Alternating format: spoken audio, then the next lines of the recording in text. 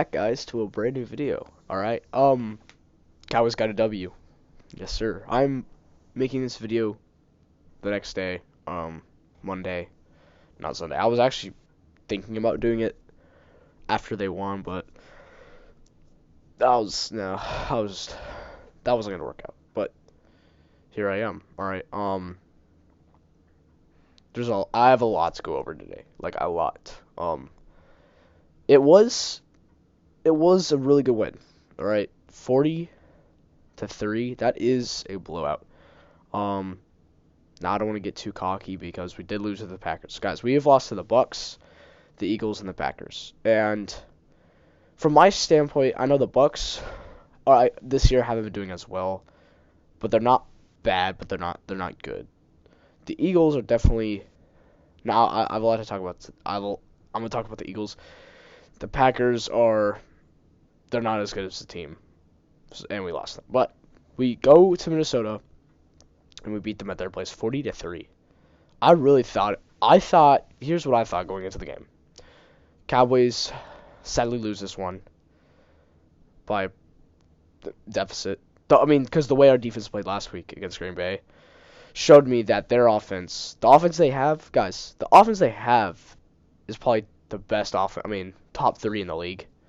You have, Justin Jefferson, Adam Thielen. You got Hawkinson. You got 3 reliable guys to throw to. Then you got Dalvin Cook, a reliable running back, and then Kirk Cousins who can throw the ball well. And they're pretty good offensive line, so their offense is top notch. But going in the game, this is what I said this last. What did I say last podcast? I said this. The only way we win is if our defense responds to the game against Green Bay. And that's exactly what they did. I believe it was the third play of the game. Kirk Cousins, they're going to throw the ball, and he runs out of pocket, up like towards the other sideline, and Michael Parsons comes, sacks him, ball pops out. I don't know who recovered it. I think it was Dorrance Armstrong who recovered, but that was a way to set the tone and respond from last game. That was the way to set the tone. We go off, we score 3, and then they tie the game. So it's 3-3 first quarter, looking like a usual game. And then everything turns over, all right? And I said that. The only way we win is if our defense responds and plays better than what they did against Green Bay. That's exactly what happened. But it wasn't just the defense this game, guys. At the beginning of the game, it was the run game. And I had a guy comment on my last podcast. And what he said was we threw the ball more than we ran the ball, and I caught that. I caught that, and I was like, hey, that's actually a very good point. So, the run game for the Cowboys is elite. Tony Pollard and Ezekiel Elliott, having both of those guys just helps. But Tony Pollard definitely had a really outstanding game. They both did. Again, there's always that question, which one's better. They're both good, guys. Right now, they're both really good. Pollard's just been, they're both. Ezekiel Elliott can get into that end zone, but Pollard can make really, really good plays to get down the field. They're both good, and they're each in their own different ways. But just amazing running game, and we still threw the ball decently. And what I love to see is CeeDee Lamb, Michael Gallup, Noah Brown, and then Dalton Schultz all getting touches on the ball, as well with Tony Pollard and Ezekiel Elliott. So we got 3 main wide receivers, and then our main tight end Dalton Schultz. You also got the rookie Jake Ferguson getting in there. But at the end of the game, I liked how we put. It's always nice putting our young backups and young guys in, like Cooper Rush at the end. Malik, our rookie from Florida, Malik Davis, always good getting those guys reps because you never know, main guys can get injured in the game and they'll need them. So, glad to see that, right? But like I said, defense had to respond and it very well did. So, love to see it. Vikings on their end, going into this game, it was all. I swear, dude, it was all about Justin Jefferson. He's been having a phenomenal year. Like, don't get me wrong. Like, he played insane against Buffalo. He had like a 193-yard game against Buffalo last week. That was insane. I mean, he had a really good catch. He's been playing good. Okay, he's one of the best in the league. But he just didn't play well. He didn't. He caught some good ones, but when you got Trevon Diggs on you, I'm not trying to be biased, but Trevon Diggs did have actually one of his better games. He did play good defense just on the one-on-one man side, but our defense just played all around. Like Leighton Vander Esch stepping up, stopping Dalvin Cook inside. Michael Parsons with 2 sacks. Dante Fowler got 2 sacks, and DeMarcus Lawrence got 2 sacks. And then I think someone else got a sack in there, but I think we had like 7 sacks in total, yesterday. So our defense was just, we were dominating the line of scrimmage. That's what it was. Now, was it all our defense? It was, what helped us was one of the Vikings' main linemen got hurt, and he had to leave the game, so that helped us too. I don't know what his name is, but he got injured or something, but that helped us dominate the line of scrimmage more. So, but that's not it this week. That is not it. I have 2 more planned podcasts to post after this one.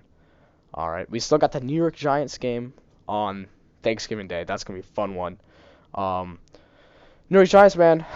My predictions. I think everyone's predicting the Cowboys will pull off a win, but I think it'll be closer than last game. I really do. It's at our place. It's at the Cowboys' place, but they're seeking revenge. All right, we're neck and neck, 7-3. It's the perfect Thanksgiving Day game. They're gonna treat this game honestly like a Super Bowl. They're coming in here thinking, all right, we gotta get revenge from last time.